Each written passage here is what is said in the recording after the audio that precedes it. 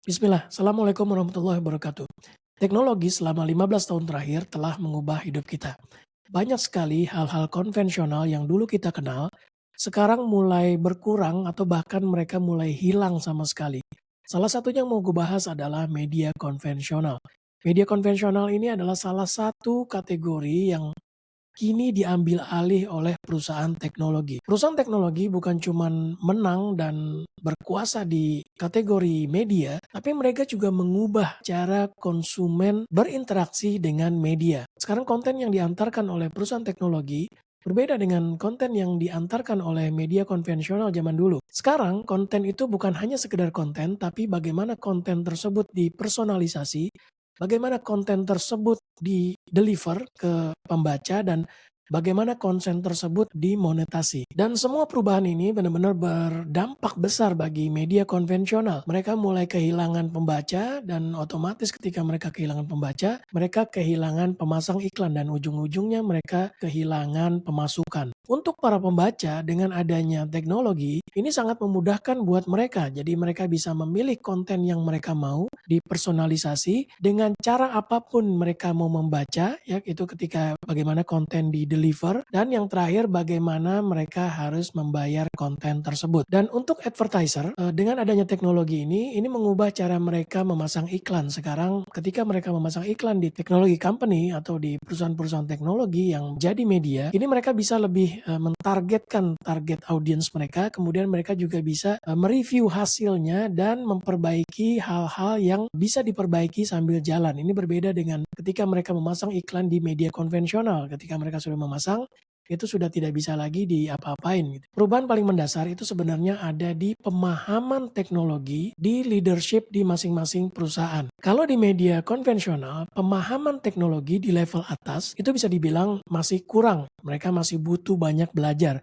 Sedangkan pemahaman teknologi di perusahaan teknologi tentunya ini menjadi nature-nya para leaders mereka.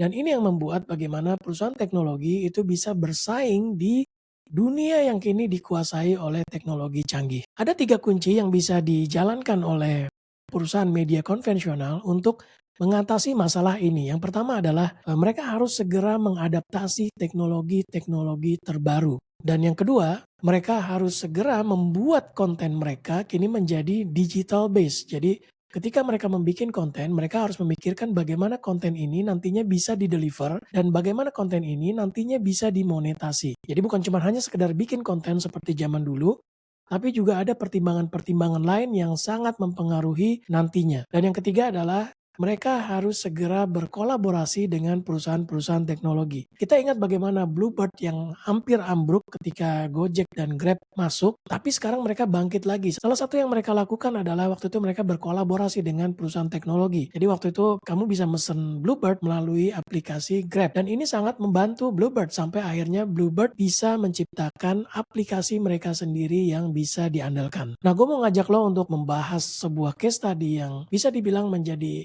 sukses story dari media konvensional yang bangkit di era teknologi. Contohnya itu datang dari New York Times. Seperti kita tahu New York Times adalah salah satu media raksasa konvensional yang hampir jatuh juga waktu teknologi digital mengambil alih. Kemudian New York Times langsung fokus untuk mendeliver konten-konten mereka melalui digital dan di tahun 2010 New York Times menjalankan apa yang dinamakan paywall subscription. Jadi paywall subscription ini pembaca itu diizinkan untuk membaca sebagian berita itu mungkin per hari atau per minggu, tapi jumlahnya dibatasi. Ketika mencapai jumlah tertentu, mereka diharuskan untuk berlangganan. Awalnya banyak yang menyaksikan dengan cara paywall ini, mereka bilang bahwa ini nggak efektif, ini malah akan membuat pembaca kabur, tapi nyatanya paywall subscription ini malah membantu sekali New York Times bangkit kembali. Jadi ketika pembaca diizinkan untuk membaca sebagian berita, tentunya beritanya juga harus berkualitas dan bagus, mereka baru yakin bahwa berita yang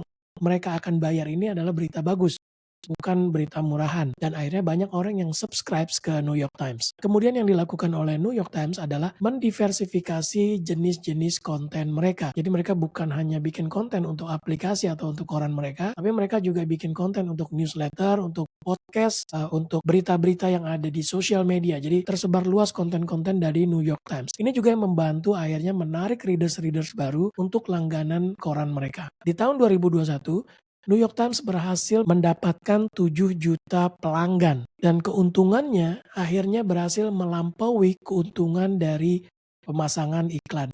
Ini tentunya gila banget ya karena kebanyakan koran atau media itu kan keuntungan utamanya dari memasang iklan, tapi New York Times berhasil bikin sistem subscription yang akhirnya sistem tersebut membawa keuntungan yang lebih tinggi dari pemasang iklan. Nah, ini contoh sukses yang luar biasa. Apa yang bisa kita pelajari dari kasus sukses New York Times adalah yang pertama, semua media konvensional harus segera fokus di teknologi. Mereka harus melihat teknologi apa yang bisa membantu mereka menyebarkan konten mereka dan mencari uang dari konten-konten mereka. Yang kedua adalah content diversification. Mereka harus bikin konten yang bermacam-macam dan tidak stuck cuman konten di koran mereka. Mereka harus bikin podcast, mereka harus bikin film pendek, mereka harus bikin newsletter, mereka harus bikin post-post di sosial media, apapun yang bisa me-reach target-target pembaca mereka. Dan yang terakhir adalah innovative monetization models. Mereka harus mencari cara baru untuk mendapatkan keuntungan selain dari advertisers. Seperti yang tadi dikasih contoh bahwa New York Times akhirnya berhasil tidak bergantung pada pemasang iklan. Nah, sekian video dari gue, semoga membantu. Kalau lo tertarik untuk membaca artikel terkait isu ini, gue juga sudah bikin artikelnya di website gue. Lo bisa lihat linknya di description. Semoga membantu. Wassalamualaikum warahmatullahi wabarakatuh.